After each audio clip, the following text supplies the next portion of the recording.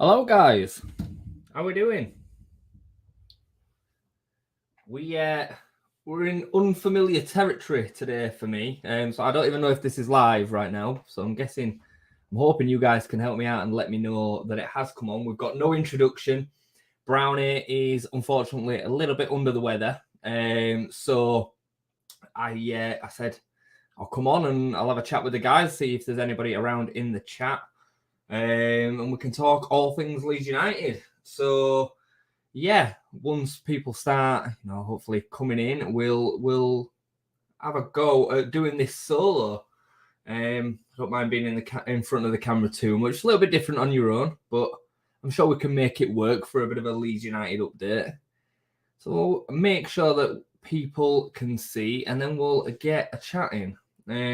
Poor Brownie sounds like he's got maybe a bit of a sickness bug. He's been struggling all weekend. Hello, the disabled team. How are we doing?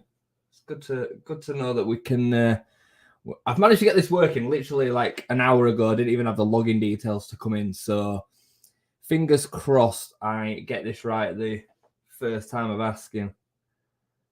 How are we all doing? So I'm live. Cool. There's not really much to say that it is actually working other than the ticker in the corner, I guess, from this side of the studio. I've never done it through StreamYard before.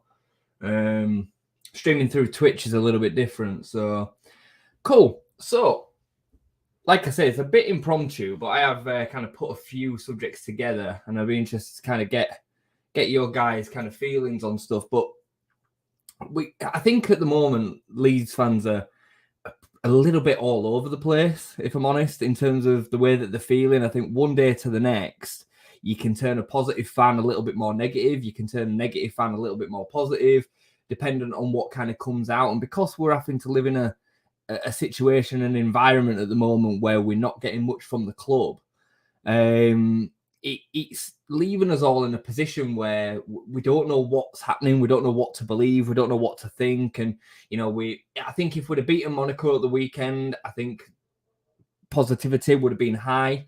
But we didn't. We lost. But dealing with it with some context, you would expect to lose to a Champions League team in Monaco, a European team in Monaco. The second half, they brought on the likes of Ben Yedder and Diatta and Golovin. They've got some excellent players. So for us to come out on the wrong side of a defeat there, really, for me, it doesn't really mean much. First half, there were some positives, and we got to see some players against stake the claims. There's some disappointments, there's some positives. We'll go through them. But I think at the moment, I think we just need to treat everything with a little bit of calm.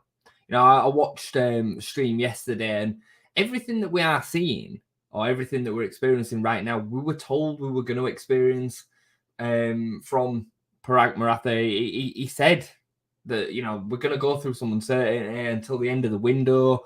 We're not going to know whether this is his complete squad. And that's what we're dealing with. We can start off with Max Verber. Does this work like this? All right, okay, that works like that. Interesting. I think we're going to unfortunately be seeing a little bit more of him than we maybe wanted to. Yeah, I'll get into some of these comments in a second. But yeah, coming back to this kind of a start point, we'll talk about Max Verber. Max Verber, last week kind of showed his cards and said, I want to stick around. I want to be a part of it. It was given the captain's armband for half of the game against Barnsley. And then, lo and behold, a few days later, he says that he doesn't want to be a part of the team because he's getting a move over to the Bundesliga. These players, they don't have any loyalty. Most of the time nowadays, they don't, especially if they're not homegrown. Most of these foreign, especially internationals, they come over, they see Leeds as a potential for putting their name out there in the Premier League. If a better offer came along, eventually they would move on. And Verber's got an opportunity now to go and play for a fairly decent sized team in the Bundesliga. More probably fluent with the language, closer to his natural home. You know, all these kind of things will then come into it. He'll get another signing on bonus. His wage will go back up to 100% because I'm guessing he was probably on part of the 50% job. So in many ways, when you break it down, you take away the passion and the emotion of being a Leeds United fan. A lot of it makes sense. A lot of it just makes sense. As much as it's difficult and we kind of feel like we're used and abused, and to a point we are, it just, for the perspective of the player and the career of the player, it probably makes a lot of sense. Richard's put here, Leeds United going to win Championship, FA Cup and League Cup. Daniel Farke, LUFC fans and San Francisco 49ers going best manager, owners, fans in the world. I mean, we'll see about the owners and the manager. We can all agree on the fans. I definitely think we're right up there. I do think we're a little bit emotional sometimes, and I do think, me included, I think we allow ourselves to kind of run away with some of his emotions and feelings sometimes, but I hear you. I know the 49ers do things behind closed doors, but I believe they need to address what's happening to put the fans' minds at ease, especially regarding Verba. Do you think they would need... Do you feel like you would think like that if we'd have not had Rads spouting everything like he has been for the past 5 years? Because I personally don't. I hear what you're saying, but I also think, you know, the best way to conduct business as a business is in silence. Like, you know, when Apple or Tesco or Asda or whoever, you know, are conducting their business, you don't hear about it all over the media. And I know football's a little bit of a different beast because I've got fans attached to it, but the facts are there's no good comes of that in the run up to the happening. Once it's happened, we find out the information. We all know now at this stage, don't we, that there's loan clauses within the contracts. We know that. And I do want to get on to kind of I've got a little bit of a passage kind of prepared that I saw on Twitter that I thought were kind of a brilliant breakdown as to why the loans are not the end of the world when it comes to monies. I spoke about it briefly before, but, you know, we know them loan contracts are out there, and we know that anybody that signed a contract within the last year is pretty much guaranteed to have a loan clause in the contract. We've not heard of that with Adams, but my feeling with that is that we've likely not heard about it because of the relegation release clause. We know he's got a relegation release clause, led to believe 30 million quid. So they must, for whatever reason, have seen Tyler as a different commodity, having more of a value or potential resale value, and that's what was agreed. Yeah. I'm very good, Richard. Better than our poor Brownie, bless him. Under the weather today, so you've just got yours truly for half an hour or however long we chat for. I might not be able to stretch it out as long as me and Brownie do together.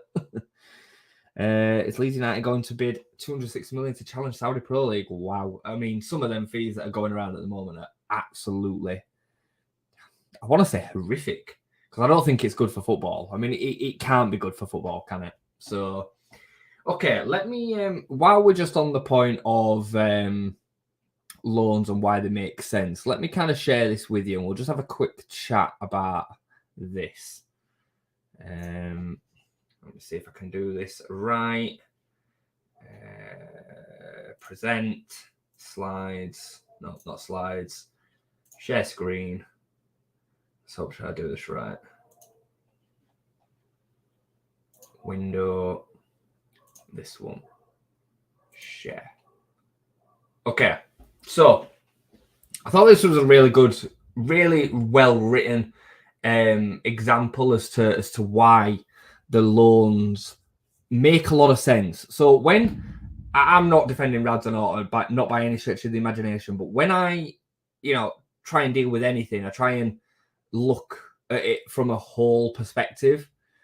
And, you know, this really, I thought, brought it down well. So, a bit patronizing to start with, but let me try and enlighten you, okay? So, let's say you buy a player for 30 million with a 5-year contract at 60 grand per week on the assets you put in 30 million pounds, and you depreciate that over the 5 years. So, basically, Brendan Aronson, as an example, you sign him for 30 million quid, and that fee on paper gets split down over 5 years. So, what would that be?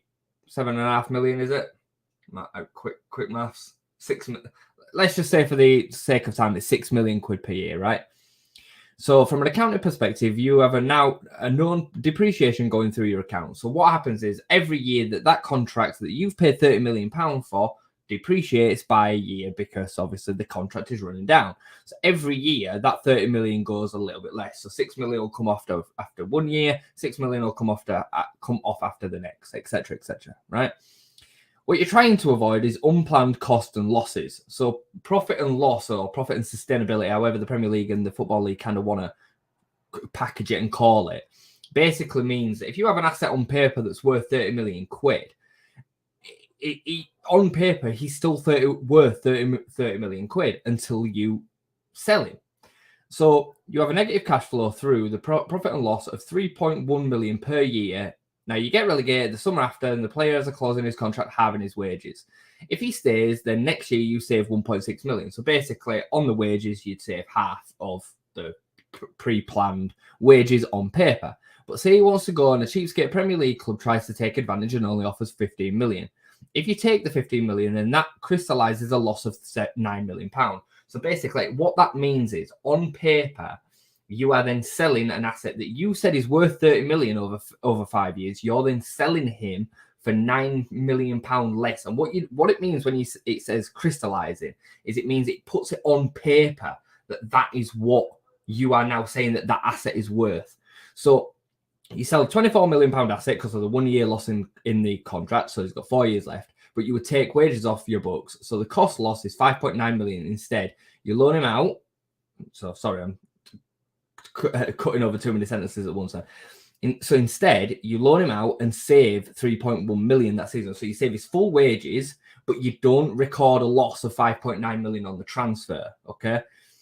At the end of the year, you hopefully go back up, and as his value has again depreciated to 18 million because of again another year's loss.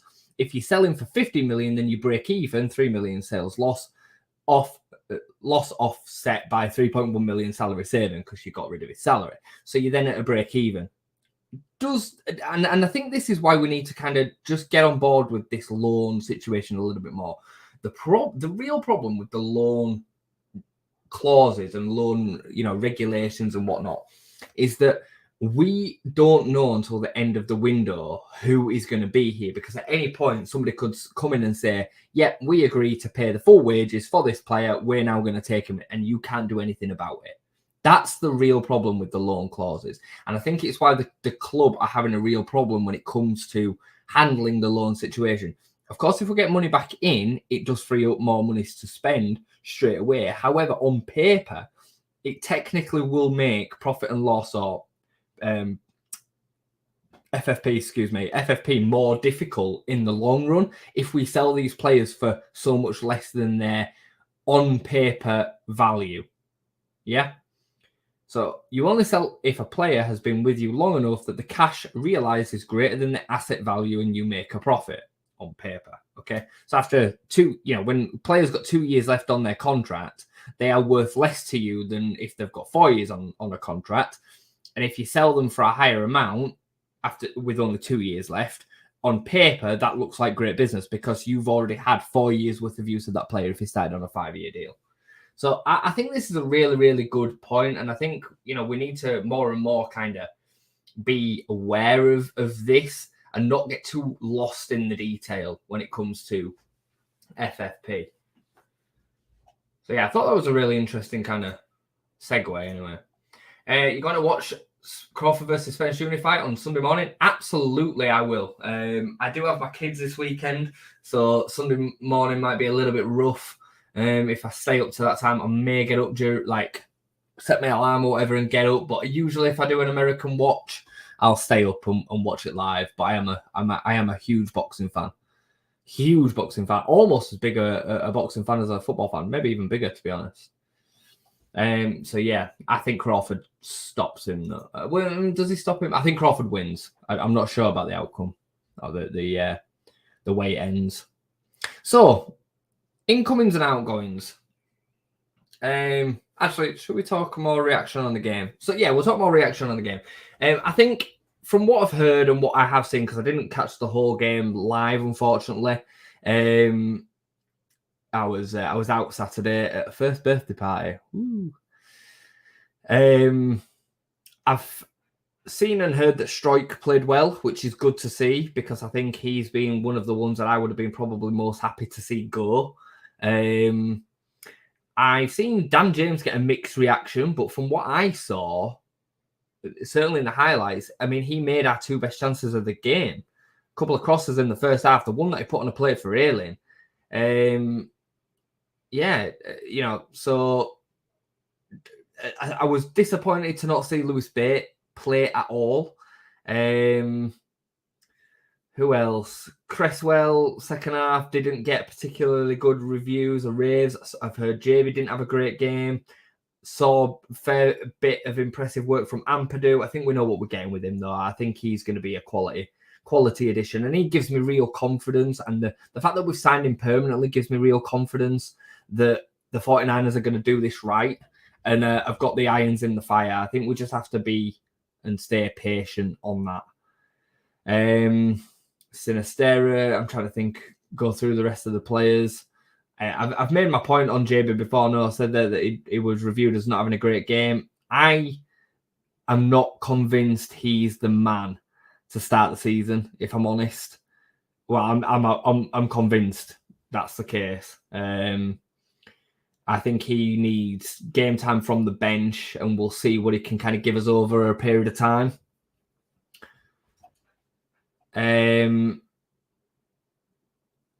Just trying to think through the rest of the performers that day. Meslier, I kind of had Meslier down as a separate topic, but probably now as good as any time to speak about him. I mean, for me, we need a goalkeeper. We need a change. Meslier needs a change.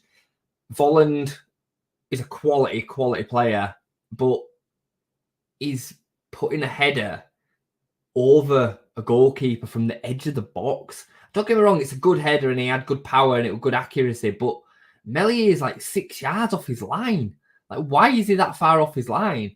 I think he should be saving that, and I think the Meslier from 2 years ago does save it.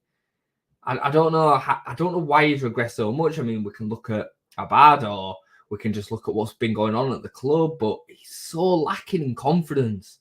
I can't believe the arc of Meslier, if I'm honest. And I think deep down he doesn't want to be here either. So for me, he'd be a goal. He'd be a goner. Another loan, no money in, and why have we allowed a player who wanted to stay now to leave? The club is a mess, and I don't see things improving with no money coming in. Jamie, I mean, I'm not saying that your reservations aren't incorrect. Are incorrect there. I think you might have a fair point. What I will say to it is that players, what they say and then what actually happens are two different things. It seems like, and he probably meant it with chest when he said that he was staying and he wanted to be part of it and blah blah blah and the rest of it. And then Mönchengladbach have come in and he's thought, actually, you know what? I've changed my mind. This looks like an attractive proposition. His agent might be in his ear. Look, you're going to get a move back into main, top flight, and there'll be a Champions League move at the end of it, or there could be a European move, blah blah blah, and all the rest of it. Like, the facts are, is these players, they're in it for themselves. They're in it for themselves. Could Struijk actually get back to a decent level? I don't know, mate. Brownie, I'm not sure. Me and you have spoken a lot about Pascal, and I definitely think there's still a player in there, but I don't know if maybe what happened with Harvey Elliott, I don't think he's ever properly recovered from that, I don't think he's ever truly been the same since that injury. It'll be interesting to see. And God, I hope it is at Leeds United, but I feel for us and for him, he would benefit from a move. I don't think he's going to get one, though. And I don't think he's probably one of the ones that's got a loan clause. But, these loan clauses are running out. We've only, after Verba goes, we've only got one more additional loan clause to an international team. Premier League can take some, but I don't see many Premier League teams coming in for the ones that are likely to have these loan clauses. We know Jack Harrison, or we are led to assume Jack Harrison doesn't have one. He has a £16 million transfer release clause. I'd be stunned if he's still here come the end of the window. His injury might play into our hands. And I think with Jack, he would be professional enough to deal with another season with us, even in the Championship, if he had to, because of this injury. I don't think Junior Firpo will have one either. I think he'd have to be a permanent signing. I'm pretty sure Junior Firpo would be out the door right now if he was fit. I think the Betis move fell down because he fell injured, and he is injury prone. We know he's injury prone. For me, he's one of the worst signings we've ever made. I don't rate him as a player. I don't think his attitude's great. The transfer fee, the resale value, like how the lack of dependency that we can put on him as our main starting left back, he's just unreal. Terrible signing. So yeah. Okay, let's have a quick move on to incomings and outgoings then. We know that Verber's obviously going to be going. I think we all expect at least 2 out of the 4 from Cine, Harrison, Somerville and Nonto to go. My opinion on it is I think we will probably see Nonto leave and Somerville leave. If Jack gets fit in time for the end of the window, he may leave as well, and we'll be left with Sinistera, Dan James and Rutter to probably play out there with maybe one another if we made a signing. But that's my gut feeling. That's what my gut's telling me. I think a bid will come in for Nonto, that given the circumstances around FFP and what we're going to need to replenish the squad elsewhere, I think we will see a bid of 25 million probably test the 49ers too far, and we'll see him move on. Somerville 10 to 15 million, and Jack, the 16 million that we're expecting. That's my gut feeling with what we'll see go out. I don't expect to see many more departures other than the wing positions. You think through the rest of the team now, Adam Forshaw's obviously gone as well. It's the right decision. Understand us wanting us to potentially keep him on a reduced terms deal, but I'm okay with him moving. And you know what? Fair play to him. If he goes and gets 50 grand a week in the Saudi, who can knock him at his age with his injury records? Who knows? He might only have another year of professional football left. We don't know how fit he actually is now. We played quite a bit towards the end of the season, but he's been out a long time. I think this is an interesting point here. Let me move that. Sorry. I don't mind Nonto going personally. I hear that. Like, I think, we would obviously want to keep a player like Willie Nonto if we can. He would cook in the Championship. I do believe that. But I also think that some Leeds fans have got blown him way out of proportion. We've seen flashes of ability, but we've seen flashes of ability from other players in the past. We signed him for less than 5 million quid. And if you're talking about potentially getting 25 million for him and being able to then replenish it back into the squad, along with probably a cheeky sell-on bonus or sell-on fee if he then moves on again, I'm sure he'll probably progress into a top player. But we don't know that. We've not really seen him since February. To be honest, he didn't start under Gracia for a long period of time. Played one game under Sam and then got dropped again. He had some poor performances in that last 4 months. So, we think he's going to be good, but if we can make 5 times the amount on Nonto and see him go and then replenish the squad, I'm okay with it. I am. I agree with you. I don't want him to go. Would like him to stay, but I'm okay with it as well. There ain't many, to be fair, that I couldn't make my peace with selling. Even Tyler. If we were to get 30 million for a defensive midfielder and be able to replace it with Lewis O'Brien, I'm okay with that as well. And then it allows us, 15, 20 million to put into a man that we'll speak to about in a minute, in somebody like Pirro. And I'm not even sure that Pirro's even the perfect number 9 for a Farke system. I'm not really sure. He's more of a predator. He doesn't really do the running that like a team of Pookie, as an example, would do. But we saw at the weekend and we saw in the Man United game, if we had a killer in that position, we score goals already. And we've seen it last season and we've seen it the season before. If we had a killer in that position, we would win more games and we would take more points. So for me, yeah, I would be okay with it. I would. With Ryan around strike, I think we can. And we know Farke is an excellent man manager. Maybe. And maybe that's how, Danny Farke's seen it.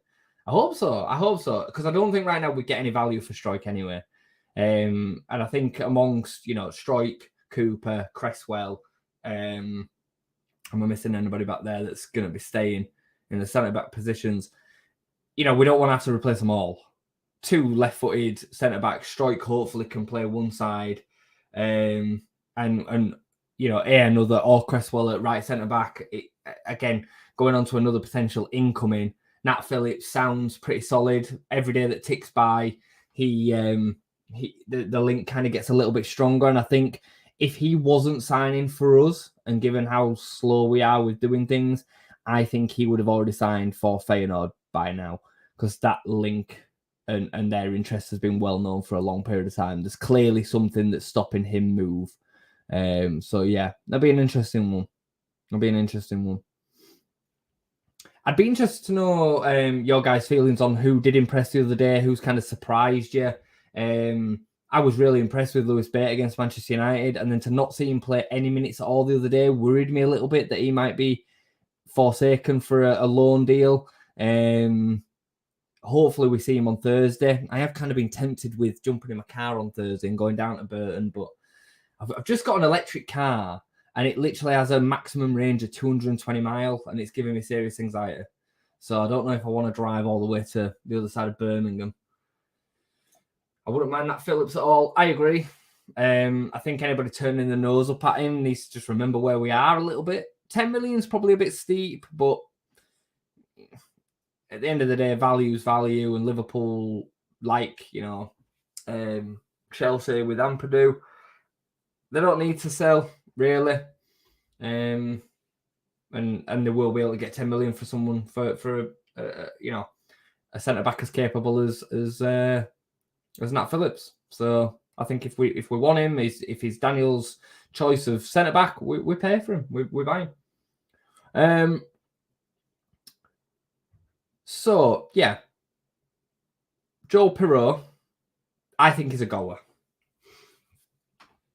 From everything that I read, I think Swansea have priced out a move for most clubs.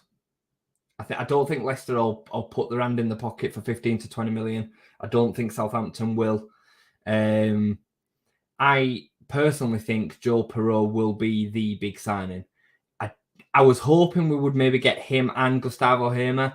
I don't see Hamer coming through the doors, unfortunately. But I believe in Parag, and I believe in the 49ers, and I think they make a statement signing in Joe Pirot. I can just see it happening. I think it happens. Could be wrong, and for all we know, Ethan Ampadu came out of left wing. It could be all left wing signings, and we have no idea about any of them. But the fact that they're prepared to pay 7 million up front, not loan him, give him a 4-year deal plus another year. I know for a fact that Premier League teams were in for Ethan Ampadu. Luton were in for him. Sheffield United, I'm led to believe, were in for him, but none of them were prepared to pay the 7 million and take him up front. I wouldn't be surprised if Ethan Ampadu even turned Luton down for Leeds. It makes sense in the long run, especially at 22 with a 5-year deal on the table. No, it gets a lot of stick, but Dan James did well against Monaco. He put some lovely crosses into the box. Just a shame nobody gambled. I said it earlier. 2 of the main highlights from the first half were both Dan James crosses.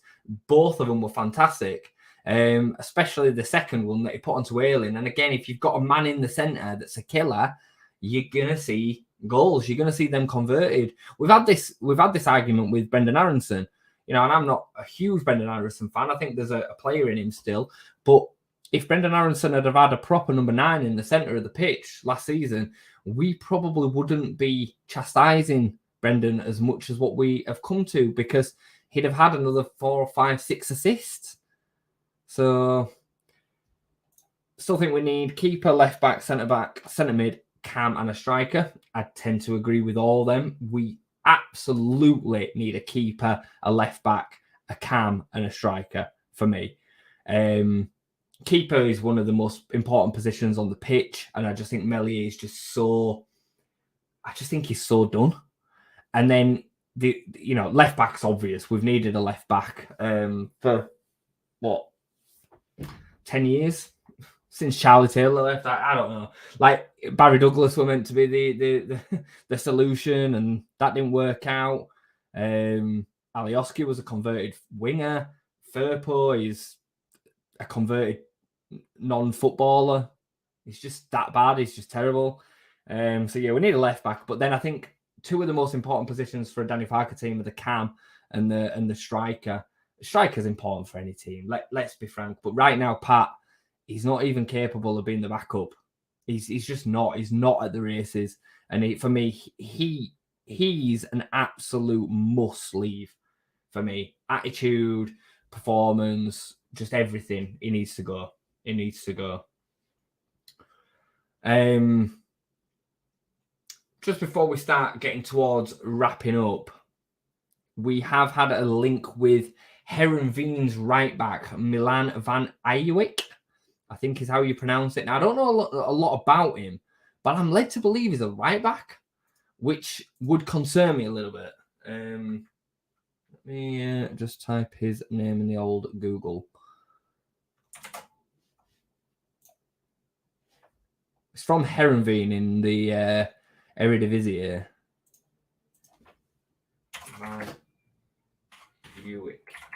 I've only just seen this before I'm coming on. Apparently, we're nipping ahead of Coventry for him.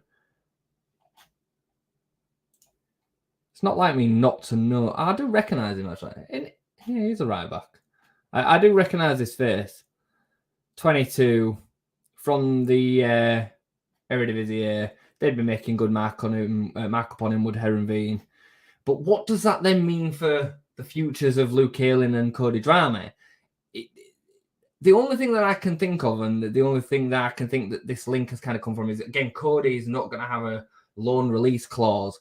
If Burnley have slapped down 6 million, 7 million for Cody, and then we're going to replace him with Van Eyck for 4, 5, 6 million or whatever, I don't know. I just don't understand the rationale around signing him if Drameh and Ayling are staying. I think that I tend to agree with you, disabled team, but I think that this step will probably come as a consequence of maybe Drameh wanting to move, or maybe. Now, I can't see Luke leaving. I just can't see. I definitely don't think Luke could have requested a leave, and I can't believe that Daniel Farke's gone to him and said, "Nah, you're not for me, not even in the squad." So I can only kind of come to the conclusion, if this link is credible, which it's come from some decent sources, that Drameh has probably either had a bid accepted for him or he said he wants to leave. I did think it was interesting that Drameh didn't start the other day and Ayling did. I think Drameh came on in the second half, but maybe they're just mixing up game time. I'm not sure. But yeah, interesting one. Okay, we'll just finish on Daniel Farke's post-game comments. It's very clear to me that he's frustrated by what's going on. I don't for a second believe that he didn't know what he was dealing with, though. I don't think that makes it any less frustrating. I thought he purposely tried to make a point that he thought we were keeping somebody, and then we found out we weren't keeping somebody. I think that person, because it was before, I think he was trying to say it was before Max Verber. I think it was probably Rasmus Christensen. We saw him come back in the building. The Roma deal was off. Then it was back on again. Roma probably cut out the deal. Rasmus said, "I'm down. I'm here." Chest bashing and all that. Yeah, I didn't want to move anyway. And then they came back in for him, and he were like, "See you later. Yeah, bye." Yeah, I think that's probably what happened. But for me, the quicker these players move on, the better. But I thought Daniel Farke's comments and his demeanour was very telling. He's frustrated. He knows this is going to take time. And for me, we need to be strapping in for, I would say it's successful if we're within the top 10 come November. I'd say that's going to be a good result, because this team right now that we have on paper are very young, not played together very often, being put together by Daniel Farke at short notice, trying to play a new way. We've got gaping holes in the squad, left back. There's talk. Let's talk Sam Byram if we want to for a minute or two. Sam Byram's coming on and playing 30 minutes. I mean, where are we at? But that's where we are at. And I'm okay with him signing on a year's deal if he's going to be part of a squad. But imagine we start the first game of the season with Byram at left back. How can you expect to be challenging for top 6, let alone top 2? We could have a situation where Melier or Clarkson's playing the first game of the season. We could have a situation where the centre-back pairing is Struijk and Cresswell. I'm a bit like this. We could have a situation where Archie Gray or JB starting the first game of the season in centre midfield. That worries me a little bit because I think they need time. We could have a situation where we don't have a proper number 9 and we're playing Rutter there, or we do have a proper number 9 and it's Bamford. We could have a situation where I don't know. I mean, I think the wings, we will be okay one way or another, because I think even as worst case scenario there, is probably better than most championship teams. Will it be enough to beat Cardiff? I would say it probably will be, because Cardiff are in an absolute dire strait of their own. But is it enough to be properly challenging for top 6? No, it's not. Yeah, Ampadu. Sorry, I forgot about Ampadu, but Ampadu will be in there with one of the kids, basically, won't he? We haven't got any other centre midfield options. As most experienced second, if you want to call him a centre midfielder, is probably Sam Greenwood, and he's out injured.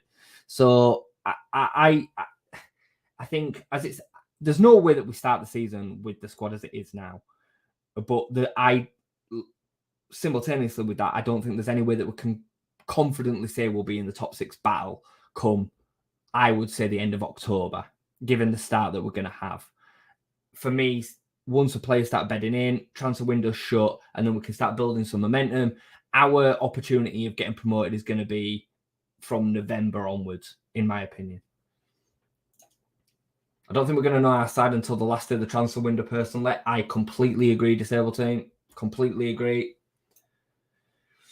Farke needs to know where he stands with who is staying and who isn't, because how can he plan things right now? He can't really. It's spot on. And unfortunately, he's aware of the fact that he's not going to be able to know that. I'm like I said earlier, he has kind of signed up for that. I think he understands that and recognises it. It's still going to be frustrating for him, and I think we're seeing some of them signs of frustration, but for every single day that goes by and we get another player in through the doors, and I do think we need to sign 1, maybe even 2 this week. I think it's really important that we start seeing signings come through the door to allow them time to get up to speed. But I think a lot of it is based around potentially players that won't be here anymore, and we don't fully know that yet. So yeah, very tricky for Danny Farke. And we need to have patience with him, guys.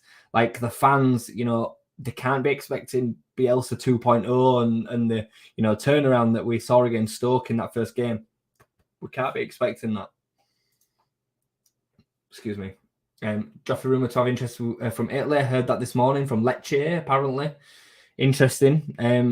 European market is funny because they've started taking young English players more and more. Bundesliga have done it quite a bit over recent years, and Italy are starting to pick up a few of them as well. Interesting. I don't see that happening, but again, we could probably survive. Well, we definitely could survive without him. He's an interesting one, is Joffrey, because again, you kind of throw him into the mix of winger options. I'm still not sure where his best position is. I definitely don't think he can play up front on his own. I could see him playing number 10. I think he'll be an option there, and I think he'll be an option on the right wing, cutting in. So yeah, hopefully that's kind of brought us all up to speed. I didn't want to let the Monday go by without having some sort of stream and having a catch up with some of you guys, because I think it's important that we can kind of keep on making this schedule a bit of a Leeds United night. That's kind of Man and Brownie's plan. If any of you guys have got anything further to add, I will just hold on a minute or so. But I'll probably just call it there for tonight. We managed to get through 40 minutes. I don't think I've done too bad there. I think too many Leeds fans are hoping too much from Gray too early. Great point. It's a great point. I mean, again, we know that he's got potential, huge potential, but he's a young lad. He's an extremely young lad. And, you know, once he gets into the throes of first team football on the weekly basis and pressure starts to hit and fatigue starts to hit in different ways and the players get on, fans get on his back because it's not gone right. And how does he deal with all that? Like, and what are you expecting him to be starting week in, week out? It's very, very few young players that can do that. Generational talents, you're talking, you know, Wayne Rooney, James Milner, you know, these kind of players that come in and instantly fit into first team men's football. It's very rare that you see them usually go out on loan and then they'll come back. Even some of the best have gone out on loan to the lower leagues and then come back through. So yeah, to pin all your hopes on a player like Archie Gray, especially in a position like centre midfield, I think is extremely naive. I agree with that as well. It's just you're potentially hampering their progression, and obviously in the meantime, while you're trying to get them first team experience, your results can sometimes suffer too. So yeah, tricky one to get right. We need more experience around this squad.